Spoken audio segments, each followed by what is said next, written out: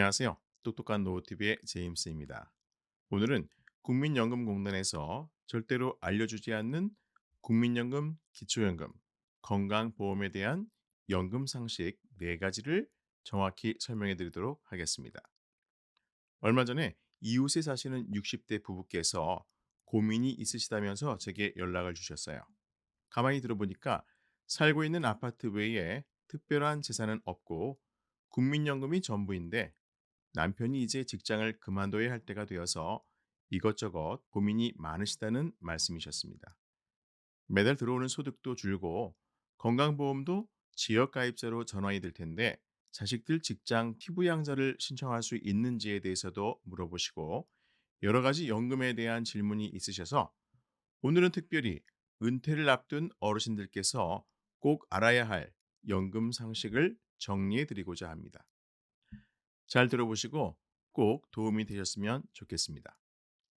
연금 상식 첫 번째는 소득이 있으면 국민연금을 50%까지 감액한다는 것입니다. 국민연금을 10년 이상 가입하고 수급 연령이 되었을 때 받을 수 있는 가장 일반적인 형태의 국민연금인 노령연금은 현재 만 63세부터 받을 수가 있습니다. 그런데 만일 63세에 재취업을 해서 근로소득과 사업소득의 합계가 299만 원을 초과한다면 노령연금을 감액당하게 되는데요. 원래 받아야 할 금액에서 5년간 최대 50%까지 감액이 될 수 있습니다. 10년 이상 국민연금을 성실히 납부했는데 소득이 있다는 이유만으로 연금이 깎인다면 정말로 억울하겠죠. 그래서 이럴 땐 연기연금을 활용하시는 것이 유리합니다. 노령연금, 즉 국민연금의 전액 혹은 일부를 최대 5년까지 늦춰서 받을 수 있는 제도인데요. 이렇게 연금을 늦게 받으면 연금공단에서 1년을 늦출 때마다 7.2%를 5년간 최대 36%까지 더 많은 연금액을 평생 지급해 준다는 내용입니다. 예를 들어 국민연금을 월 100만 원 받을 사람이 국민연금 지급 개시 시점을 1년 늦추면 7.2% 늘어난 107만 2천 원이 되고 5년을 늦추면 36%가 늘어난 136만 원이 됩니다. 그리고 이렇게 늘어난 연금액을 평생 받을 수 있게 되는 거죠. 그런데 이렇게 국민연금을 5년 늦게 받으면 손해를 보는 건 아닐까요? 예를 들어 연금 수령을 65세에서 5년 연기해서 70세에 받을 경우 손익분기점은 약 83세 정도가 됩니다. 따라서 본인의 경제적 상황, 건강 상태 등을 신중히 검토해서 결정하셔야 하는데요.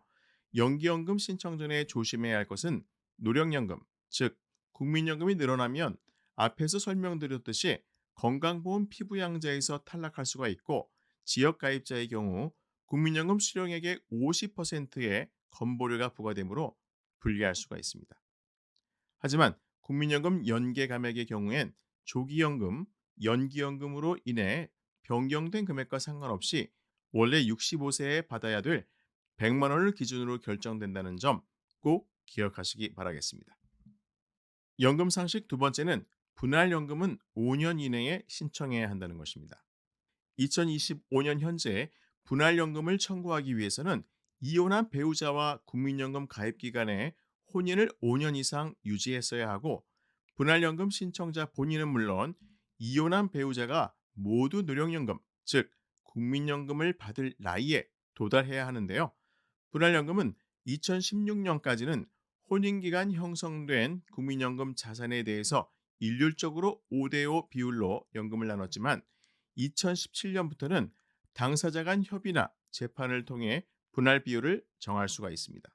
또한 분할연금을 청구할 권리는 수급권이 발생할 때부터 5년 이내에 신청하지 않으면 자동으로 소멸되게 됩니다. 연금 상식 세 번째는 건강보험 피부양자 월 167만 원입니다. 2025년 현재 우리나라 건강보험에는 세 가지 종류의 사람이 존재합니다. 직장 가입자, 지역 가입자, 피부 양자 이렇게 세 가지가 있습니다. 먼저 직장 가입자의 경우 회사에서 절반을 부담하고 나머지 절반은 월급에서 먼저 공제하고 받으니까 사실 큰 부담이 없었습니다. 하지만 앞서 말씀드린 부부의 경우처럼 이제 은퇴를 하고 지역가입자로 전환된다면 재산, 소득, 자동차를 등급별로 점수로 계산해서 건강보험료가 부과되므로 정말 큰 부담으로 다가올 수밖에 없습니다. 그래서 많은 어르신들께서 직장 가입자인 자녀의 피부양자로 등록하시는 경우가 많으신데요. 부모는 건강보험료를 하나도 내지 않고 자녀의 직장 건강보험료로 올라가 있으니 될 수만 있다면 정말 좋은 혜택이라고 할 수가 있겠습니다. 하지만 2022년 9월부터 시행된 건강보험료 2단계 개편으로 인해서 특히 소득 요건에 대한 피부양자 자격을 유지하기가 더욱 까다로워졌습니다. 그 이유는 피부양자 소득 요건의 기준이 3,400만 원 이하에서 2천만 원 이하로 대폭 강화되었기 때문인데요. 아무리 무주택자라도 공적연금, 즉 국민연금, 공무원연금 등을 월 167만 원 이상 받으면 1년에 2천만 원을 초과하게 되므로 피부양자에서 자동 탈락하게 됩니다. 따라서 국민연금, 추납, 임의가입, 연기연금 등을 신청하실 때는 본인의 공적연금 소득이 월 2천만 원을 넘지 않도록 반드시 확인하셔야 하겠습니다. 연금 상식 네 번째는 피부양자 산정 시 소득과 재산은 부부가 각각 계산한다는 것입니다.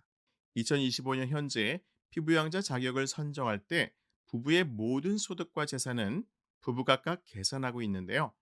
조금 더 자세히 설명드리면 피부양자 자격을 심사할 때 부부 중 한 사람이 재산 요건을 초과해서 피부양자 자격을 상실한다면 재산 요건을 충족하는 다른 한 사람은 피부양자 자격을 그대로 유지할 수가 있습니다. 하지만 부부 중 한 사람이 소득 요건을 초과해서 피부양자 자격을 상실했다면 다른 한 사람도 피부양자 자격을 함께 상실하게 됩니다.